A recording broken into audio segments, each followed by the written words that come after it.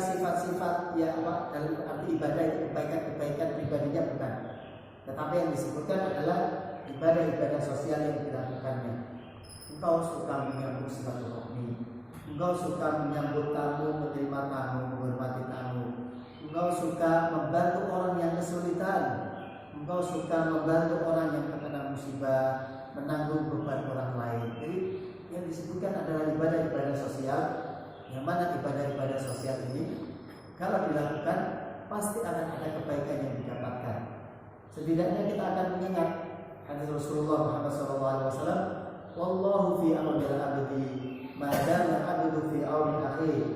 Allah akan selalu memberikan pertolongan kepada hambanya sepanjang hamba itu menolong saudaranya. Artinya ada jaminan.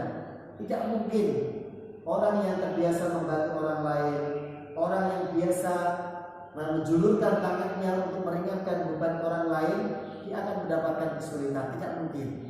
Allah akan menolongnya ketika dia menolong saudaranya. Maka Ibunda Khadijah secara keilmuan ilmu agama belum punya, dalam artian belum dapat banyak, tapi cukuplah pengalaman-pengalaman bahwa kalau orang membantu orang lain akan ditolong, kalau orang membantu orang lain akan banyak mendapatkan kebaikan.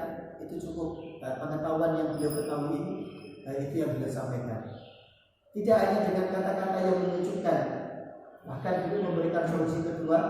Solusi yang kedua ini solusi yang memberikan ketenangan kepada Rasulullah Muhammad SAW setelah ketenangan yang pertama. Karena secara keilmuan memang Ibunda Khadijah tidak tahu ini peristiwanya apa, beliau tidak tahu. Beliau tidak punya ilmunya. Maka kalau tidak punya ilmunya, jangan sok-sokan. Kalau memang tidak tahu, ya sudah, bantu dari sisi yang lain.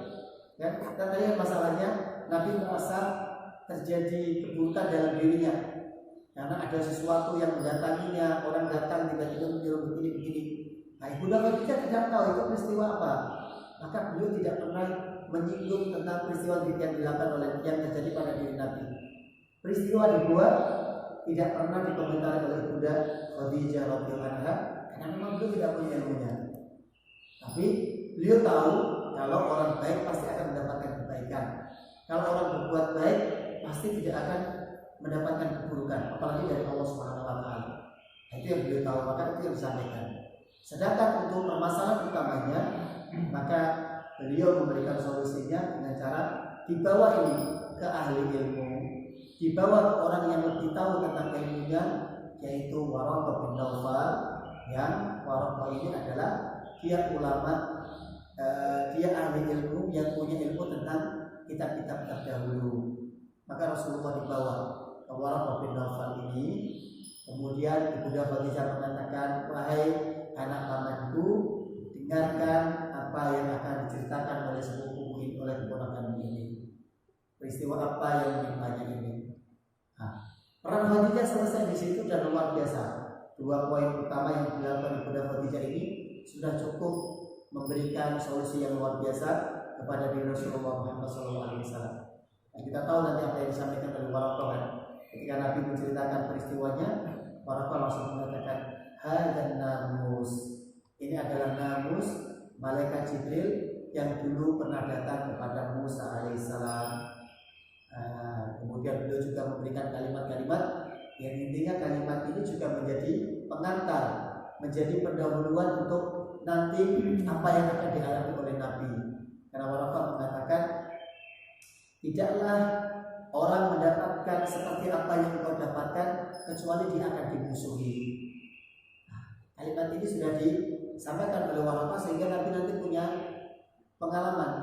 Oh, ternyata kalau orang menjadi nabi, menjadi rasul, pasti nanti akan dimusuhi. Kenapa begitu? Emang sunatullahnya begitu. Al-haq, kebenaran tidak akan mungkin selaras, tidak akan mungkin jalan bareng, tidak akan mungkin mesra dengan kebatilan, tidak mungkin. Artinya salah satu harus mengusir, salah satu harus mengalahkan. Itu sunatullahnya. Jadi al-haq, kebaikan, kebenaran itu tidak akan mungkin bisa bersanding dengan kebatilan. Kalau ada yang mengatakan saya berada dalam kebenaran, kemudian dia mesra dengan kebatilan, jangan-jangan kebenaran yang dia sampaikan itu cuma sebatas klaim, cuma sebatas pengakuan saja, bukan kebenaran yang sesungguhnya. Karena kan kaidahnya kita tahu, wa qul ja'al haqqu wa zahaqal batil. Katakanlah al-haq datang, maka kebatilan akan lenyap. Nah, itu kaidahnya. Salah satu pasti mengusir yang lain. Tidak mungkin dua-duanya bisa duduk bersama, dua-duanya bisa berjalan bersama, tidak mungkin. Al-haqnya yang menang, kemudian kebatilan hilang, atau kebatilannya lebih kuat, dan al-haqnya yang lemah ini dia yang akan terusir. Maka pendahuluan itu juga penting untuk Rasulullah Muhammad SAW. Ketika Wawaqa mengatakan, tidaklah orang yang mendapatkan seperti yang kau dapatkan kecuali pasti dia akan dimusuhi. Maka Nabi bertanya lagi, awamu kharijiyahu, apakah mereka akan mengusirku? Maka orang mengatakan iya. Begitu memang. Maka beliau memberikan penguatan lagi, kalau seandainya aku masih ada umur ketika peristiwa itu terjadi, peristiwa ketika engkau dimusuhi, maka aku akan memberikan pertolongan kepadamu dengan pertolongan yang benar. Ya. Jadi itu dikuatkan oleh Waraqah bin Naufal. Nah, sayangnya Allah takdirkan beliau tidak berumur panjang. Maka setelah beliau mendapatkan wahyu pertama ini, Allah takdirkan ada jeda. Wahyunya tidak turun lagi. Wahyu yang kedua, wahyu yang ketiga tidak turun lagi, kecuali ada jeda yang panjang. Maka Nabi merasakan ada kerinduan. Jadi setelah mendapatkan wahyu pertama, ada jeda waktu sampai turun nanti wahyu yang kedua. Jedanya cukup panjang, beberapa hari. Maka nanti ulama berbeda pendapat, ada yang mengatakan beberapa bulan. Kalaupun beberapa hari itu cukup panjang, sehingga Nabi merasakan kerinduan, rindu untuk bertemu laki-laki yang ditemuinya di gua, rindu untuk mendengarkan apa yang disampaikan. Karena yang disampaikan adalah sesuatu yang indah, sesuatu yang luar biasa. Maka kerinduan itu Nabi mencoba mengobatinya dengan cara datang ke gua lagi, datang ke gua yang lagi, berharap bertemu dengan laki-laki yang pernah ditemuinya, mendapatkan kalimat yang indah seperti sebelumnya. Tapi ternyata tidak dapat. Maka Nabi semakin bingung, Pak. Terus kalau tidak ada lagi, apa yang menimpaku? Apa yang aku dapatkan ini? Maka sampai-sampai nanti di beberapa ayat kita akan dapatkan di dalam hadis juga, Nabi tidak mendapatkan wahyu berikutnya itu membuat Nabi bingung, membuat Nabi panik, sampai-sampai nanti di hadis disebutkan hampir-hampir Nabi ingin menjatuhkan diri dari tempat yang tinggi. Karena Nabi ada pikiran yang berkecamuk dalam dirinya, antara bingung dengan khawatir, tidak mendapatkan, tidak bertemu dengan orang yang pernah ditemuinya. Maka beliau sampai-sampai disebutkan hampir-hampir ingin menjatuhkan dirinya dari tempat yang tinggi. Fala'allaka bakhirun nafsaka, hampir-hampir engkau Muhammad ingin menjatuhkan dirimu, ingin menghempaskan dirimu dari tempat yang tinggi. Ketika muncul niat seperti itu, maka nanti turun malaikat Jibril datang dengan mengatakan, wahai Muhammad, ketahuilah bahwa aku adalah malaikat Jibril dan engkau adalah utusan Allah. Kalimat itu menenangkan.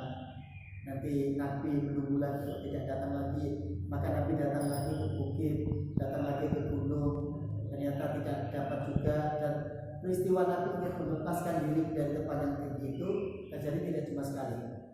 Jadi setiap Nabi muncul keinginan itu, maka malaikat Jibril hadir menghibur Nabi dengan mengatakan, saya adalah malaikat Jibril dan kau adalah utusan Allah. Sampai nanti turun wahyu yang kedua, Nabi berselimut, kemudian dipanggil oleh malaikat Jibril, ya ayyuhal muddatsir qum fa'anzir. Begitu turun wahyu yang kedua ini. Nanti ada perbedaan pendapat ulama. Ada yang mengatakan wahyu kedua adalah surah Al-Muddatsir, ada yang mengatakan wahyu kedua adalah surah Al-Qalam, Nun wal qalam wa ma yasturun. Katakanlah kita ambil pendapat yang wahyu kedua adalah Al-Muddatsir, maka dengan turunnya surah Al-Muddatsir ini Nabi resmi diangkat menjadi Rasul. Kalau dengan turunnya wahyu pertama Iqra 5 ayat itu Rasulullah baru diangkat, atau Nabi Muhammad baru diangkat menjadi Nabi, maka dengan turunnya surah Al-Muddatsir Nabi sudah diangkat menjadi Rasul. Bedanya di mana Nabi dengan Rasul? Dua-duanya mendapatkan wahyu. Kalau Rasul punya kewajiban untuk tabligh, punya kewajiban untuk menyampaikan risalah, menyampaikan wahyu yang didapatkannya. Maka tadi kalimatnya kan, ya ayyuhal muddatsir, wahai orang yang berselimut, fa'anzir, berdirilah, bangunlah, fa'anzir, dan berikanlah peringatan. Memberi peringatan, memberikan kabar gembira, itu adalah tugas utama seorang Rasul, tugas utama seorang utusan Allah. Mari kita masuk ke ayat yang pertama. Iqra bismi rabbikal ladzi khalaq. Jadi ini nanti kita akan lihat sebenarnya apa sih isi 5 ayat pertama dari surah Iqra yang menjadi permulaan turunnya wahyu ini.